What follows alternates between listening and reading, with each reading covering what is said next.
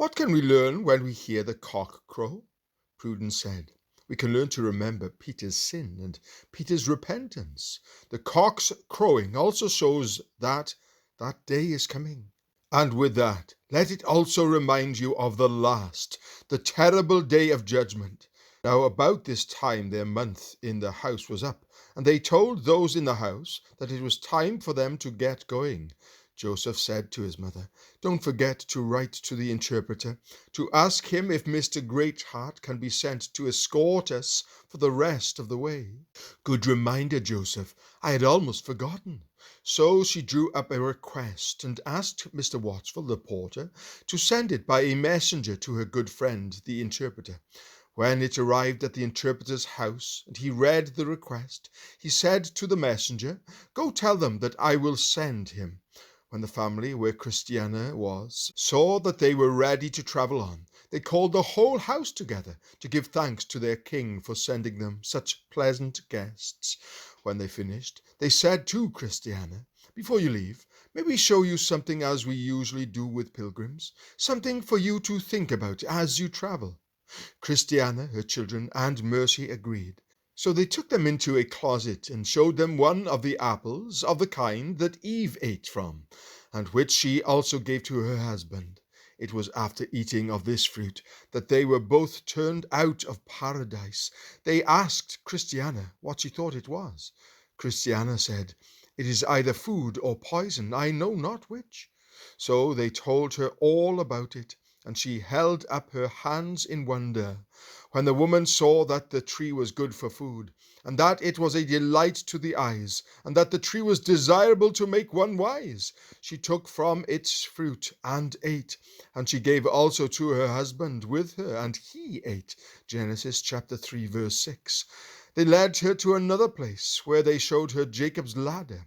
He had a dream, and behold, a ladder was set on the earth with its top reaching to heaven. And behold, the angels of God were ascending and descending on it. Genesis chapter 28, verse 12. At that time, there were angels climbing up it. So Christiana and the others watched the angels going up the ladder for some time. And then they were to be taken to another place, to be shown something else. But James said to his mother, please tell them we want to stay here a little longer, for this is a curious sight. So they stayed a little longer and feasted on the sight of this pleasant scene. After a time, they led the pilgrims into a place where a golden anchor ran.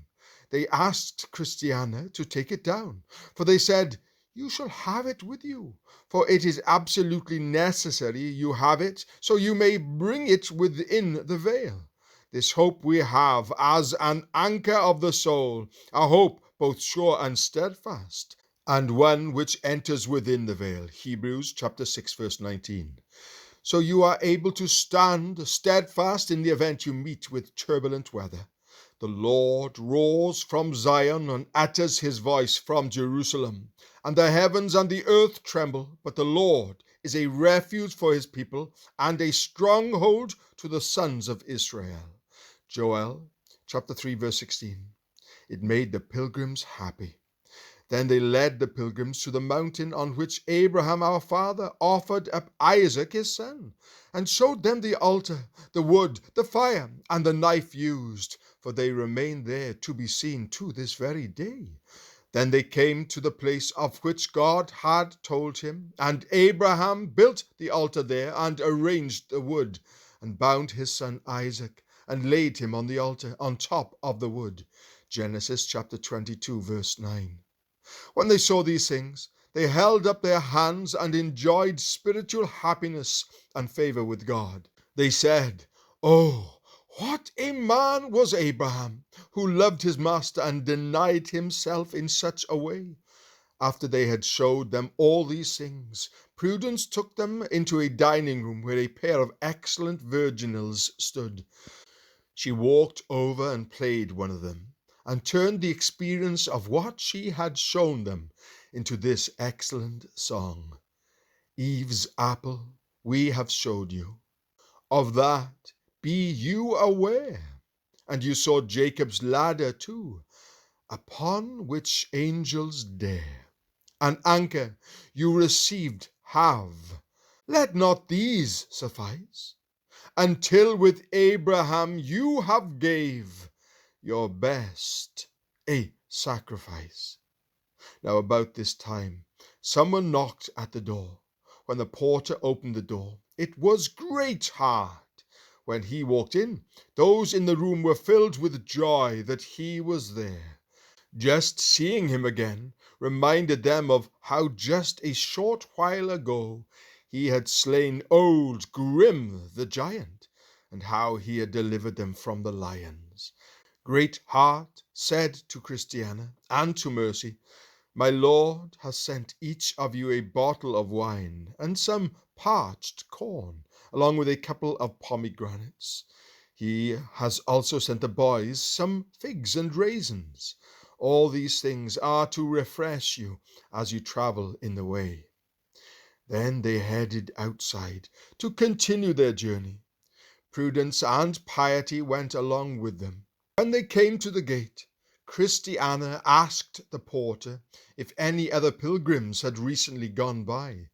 He said, "No, only one person some time back, who told me that recently there had been a great robbery committed on the King's highway in the direction where they were headed. But the thieves have been apprehended and will shortly be tried for their lives." The news frightened Christiana and Mercy, but Matthew said, "Mother, don't be afraid, since we have Mr. Great Heart as our guide." Christiana nodded and looked at the porter. "Sir, I am so grateful to you for all the kindness you have showed me since I arrived here. I'm also thankful for how loving and kind you have been to my children. I don't know how I can ever repay your kindness, but I ask that you accept this small token of my respect for you." So she placed a gold angel in his hand.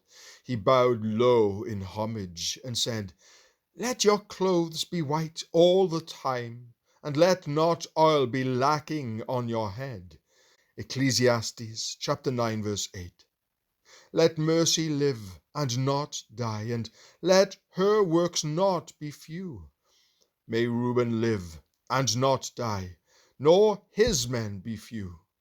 Deuteronomy chapter 33 verse 6. And to the boys he said, "Now flee from youthful lusts and pursue righteousness, faith, love, and peace with those who call on the Lord from a pure heart." 2 Timothy chapter 2 verse 22. In this way you shall put gladness into your mother's heart, and will find praise from all who are sober-minded. So they thanked the porter one last time and departed.